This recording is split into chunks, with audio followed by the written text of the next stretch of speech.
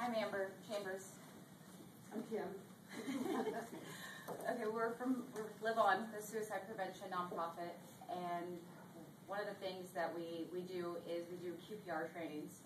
They're question, persuade, and refer, and this money is going to help us be able to provide more trainings throughout the community because we provide them for free, and it's not free for us, but now we get to provide a lot more of them, and we're going to be able to go into the schools. We've been looking at doing more trainings, a new kind of training that's specifically for high schools and even going into 8th and 7th grade. So this will really help us be able to maybe add something new. And another thing we also do is we do support groups for survivors of suicide loss and survivors of a suicide attempt. So, do you have something else you want to add? Well, I know, I don't, anyone, excuse me, I'm sorry. We both have a little stage fright. We both have been affected very, very heavily with suicide. My brother died by suicide here in the county in 1982. By the way, I was born and raised, but I was born in this hospital. I'm an avid supporter of this hospital. But anyways, then after 10 years later, my stepbrother died by suicide. And then 10 years after that, my son died by suicide. That almost pretty much did both of us in. But instead of just laying down and dying ourselves, after a few years, she knew that it would help. Somehow she knew that it was going to help me to get out and try to help other people. Give them our experiences and what helped us to survive. And what definitely helped me survive was I had to go all the way to Walnut Creek, which I was working in the East Bay area, but I had to go to Walnut Creek to find a support group that was ran by people who had all lost someone to suicide. So that's what we're trying to do here, which we haven't had very good response. We've been doing this now for about 6 months, and we've had 2 people show up at our support groups. But we're not going to stop. We're going to continue these support groups. We will continually be there every single month. I'll tell these reporters, don't leave before you talk to me. After the end of the meeting, and then I'll tell you about what time our support groups are. They're in Angels Camp at the Refuge. But anyways, that's our goal, is to help anyone who wants help after they've lost someone, or preferably anyone who is thinking about it. And that's or if they just need to hear talking. Exactly. And so we have bracelets, and this is one thing that we pass them out to the mortuaries in both towns, because when you lost someone, you're lost. Number one, you're just lost. And it does help. And I have my phone number on here, and I have people call me. After we did our walkathon, we had people call from both counties, actually, saying that they picked up a flyer. They didn't come to the walkathon, but they picked up a flyer. And I had a mom call me telling me about her daughter's plans for suicide. My daughter had a similar story. Someone that was talking about that she tried 6 times to kill herself. So this is why we need money, and it's to be able to continually buy more supplies. So if nobody wants to come to us, we're going to go to them. We're going to find them, and we do find them all the time. We find people that want to talk. And they end up finding us because our phone numbers are in the buy and sell for the support groups, and she's right. We do have people that end up calling us. Just we tell them we're not counselors, we're not, but that we've been there. We've gone through it. So we thank you very, very much, and we know that we were a little bit late, and we thank you so much for giving us another chance. Well, thank you.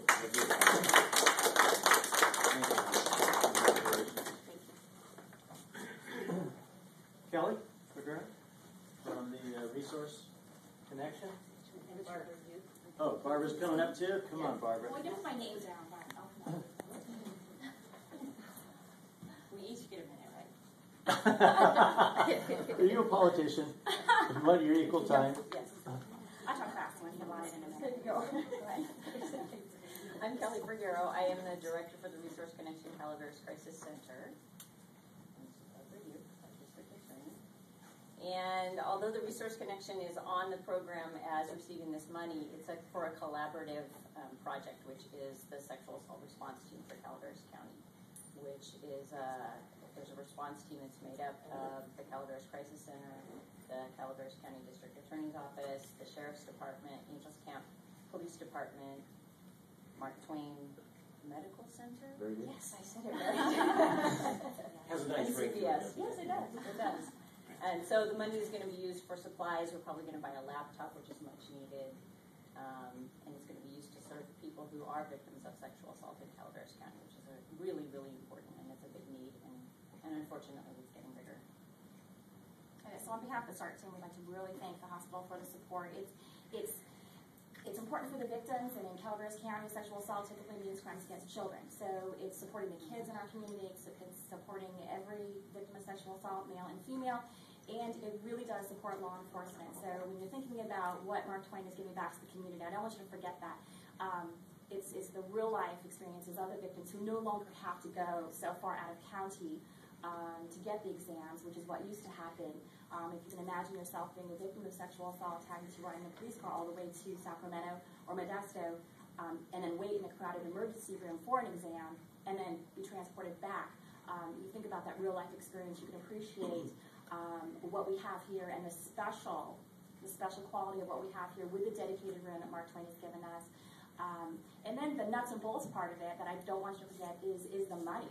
Every time law enforcement would have to bring somebody to one of these other facilities, it was $2,500 an exam, plus the cost of the officers' overtime and the gas. So when you add that all together, there really is such a huge benefit to our community to have these services locally. And then on the end, with prosecution, we have our witnesses local. We've been treating our victims from beginning to end instead of involving some nameless, faceless, faraway hospital with other experts who are very good experts. But we are able to bring that here, able to provide that locally, and it's such a wonderful resource, and we're so blessed to have that continuing. And thank you so much again for the monetary support. It's going to help us keep our SART team going, and like I said, it's just invaluable. So thank you very much.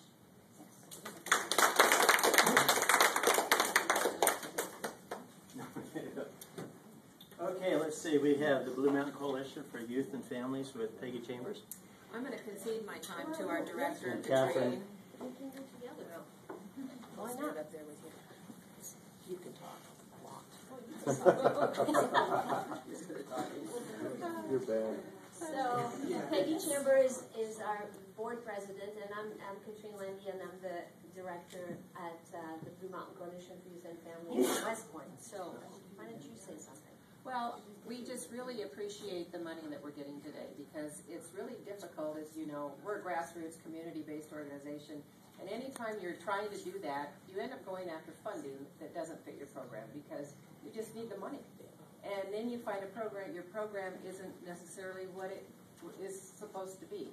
And so that's why this is so critical to us, because the core for our organization is having a healthy community.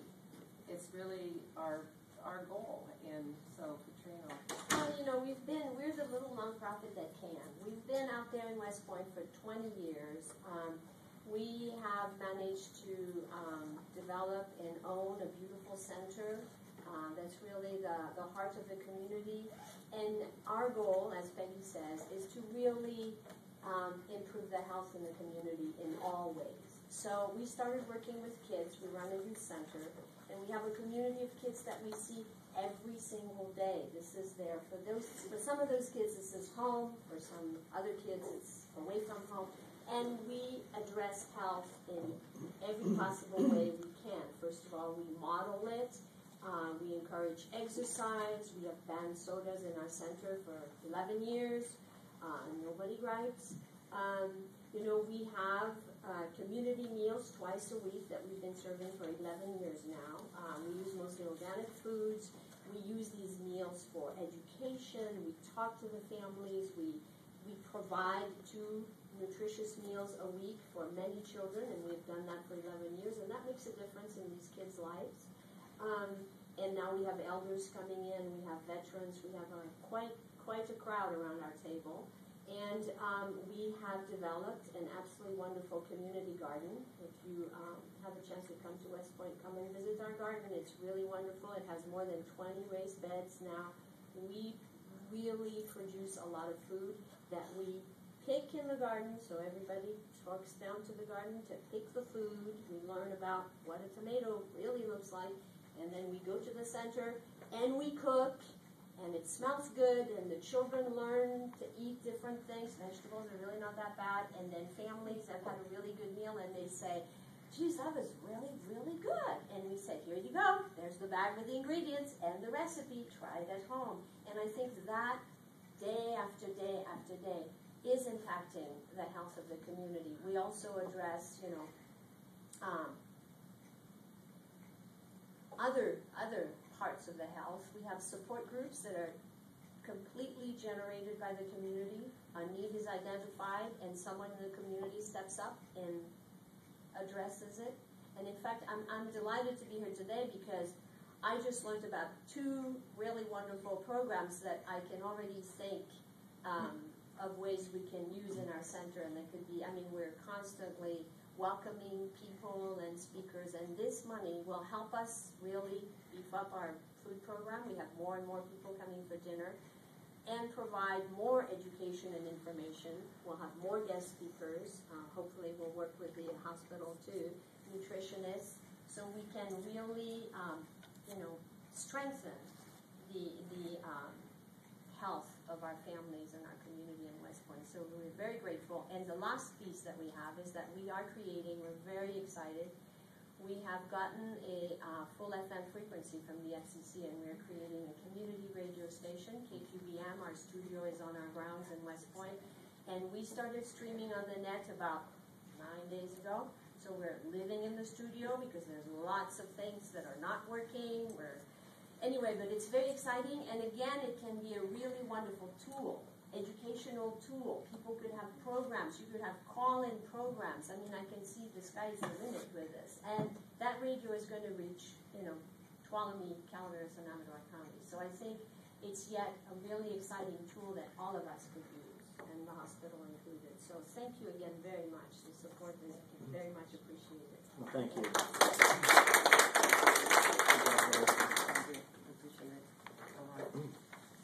Jeannie?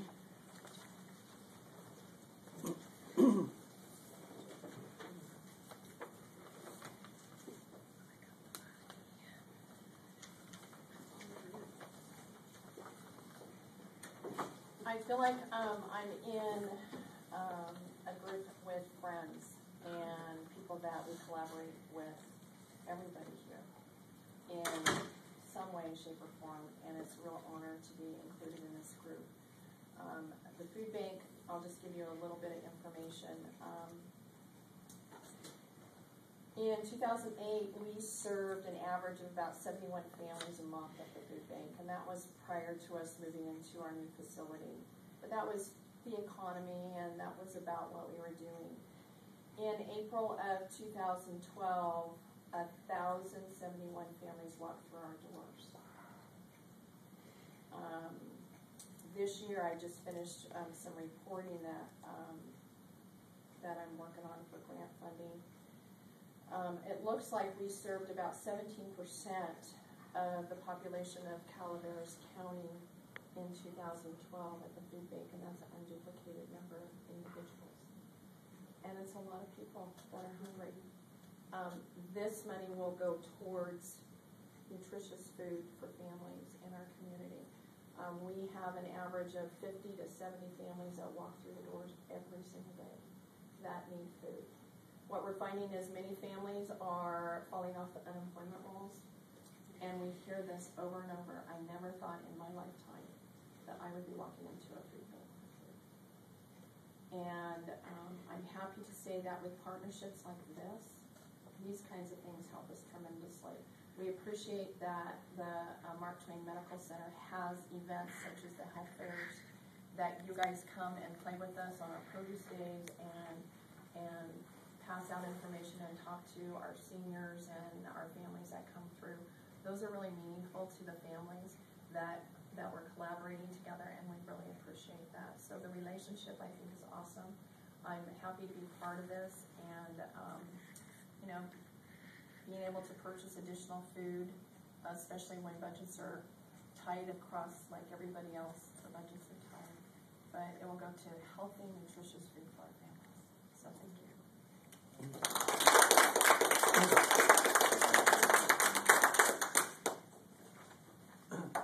And last but not least, Lori.